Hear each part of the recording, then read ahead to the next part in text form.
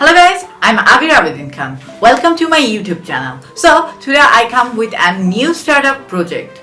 It is a programming language.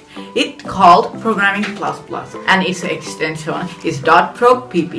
It is a second programming language of Bangladesh. It is an inter-product programming language.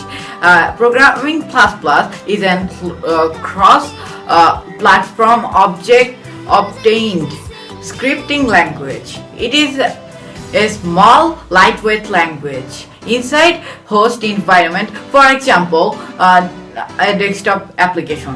Programming Plus Plus can be connected to the console application to provide programmatic control over them.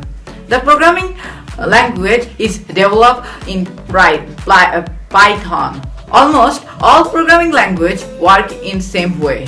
You write code to tell what to do, like print hello world. The code compiled, which turn it into machine code. The computer will understand that and the computer execute the code and write hello world back.